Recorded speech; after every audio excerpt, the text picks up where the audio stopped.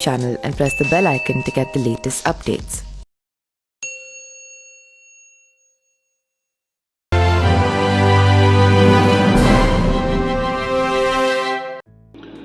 नमस्कार, मेरा नाम पिंटू सिंह यादव है और आप देखना शुरू कर चुके हैं न्यूज लाइव। दोस्तों, बिहार की हाजीपुर लोकसभा सीट पर चाचा भतीजे यानी कि पशुपति पारस और चिराग पासवान के सियासी दावेदारों का बीच जो है वो बड़ा ऐलान हुआ है। चिराग पासवान की पार्टी ने ऐलान कर दिया है कि चिराग पासवान ही हाजीपुर से पार्टी के उम्मीदवार होंगे। लोजपा प्रमुख चिराग गुट यानी कि लोजपा रामविलास के प्रदेश अध्यक्ष राजू पांडे ने न केवल चिराग पासवान के हाजीपुर सीट से चुनाव लड़ने की बात कही है, बल्कि दावा किया है कि चिराग इस सीट से रिकॉर्ड वोटों से जीतकर अपने पिता रामविलास पासवान का भी रिकॉर्ड तोड़ेंगे। हाजीपुर से चुनाव लड़ने के सवाल पर हाजीपुर का पत्ता नहीं खोल रहे हैं, पर चिराग पासवान ने कहा है कि भाई कितनी बार पत्ता खोले, अब जब तक नामांकन नहीं कर देंगे तब तक लोग मानेंगे नहीं। बता दें कि चिराग पासवान की पार्टी हाजीपुर का एक बड़ा कार्यक्रम करने भी जा रही है।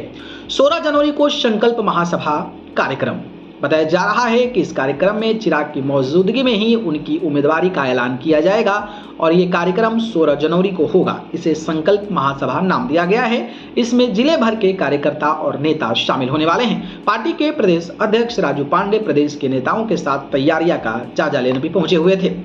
हमारे नेता यहीं से ही लड़ेंगे चुनाव। इस दौरान उन्होंने कहा कि अरे हाजीपुर से चिराग पासवान को ही चुनाव लड़ना है, विधिवत घोषणा की बात नहीं है। हाजीपुर हमारे संस्थापक नेता का कर्म क्षेत्र था। मैं बोल रहा हूं कि हमारे नेता ही यहां से चुनाव लड़ेंगे। हमारे पार्टी के एक एक नेता की यही इच्छा है। हमारे नेता चुनाव लड़ेंगे भी और रामविलास पासवान जी का रिकॉर्ड भी तोड़ेंगे। बताते चले कि पशुपति पारस हाजीपुर सीट से सांसद हैं, जो चिराग पासवान के चाचा हैं। लंबे समय से चाचा भतीजे के बीच इस सीट पर दावेदारी की लड़ाई जारी है।